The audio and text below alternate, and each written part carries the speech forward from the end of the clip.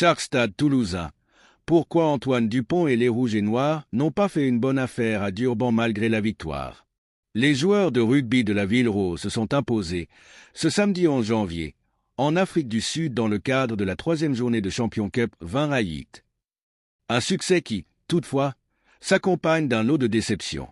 Une victoire, certes, mais elle ne répond pas aux exigences ni à la feuille de route fixée avant la rencontre.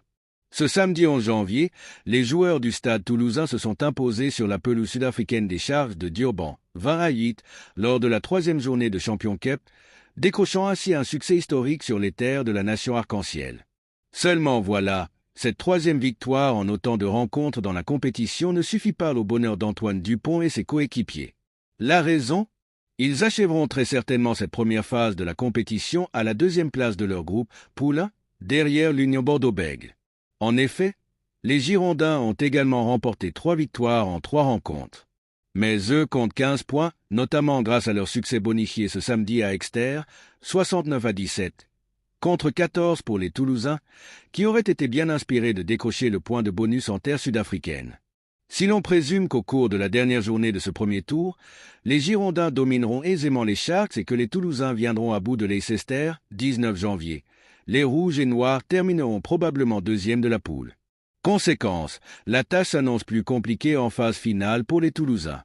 Ces derniers finiront sans doute la phase de groupe en position de meilleur 2e, soit, au classement général de toutes les équipes, au 5e rang, derrière les 4 premiers de poule.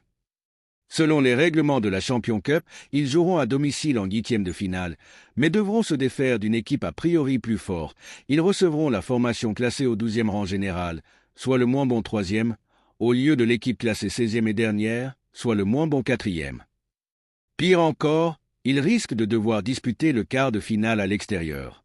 En effet, les rencontres se tiennent toujours chez le mieux placé au classement général final du premier tour, et les Toulousains seront très certainement opposés, en quart de finale, à l'une des formations ayant terminé à l'une des premières places lors de la phase de groupe. Enfin, si l'on se projette sur une éventuelle demi-finale, une affiche Union Bordeaux-Bègles Stade Toulousain n'est pas à exclure. Une affiche qui se jouerait sans doute au Matmut Atlantique. Merci de bien vouloir vous abonner et de cliquer sur j'aime.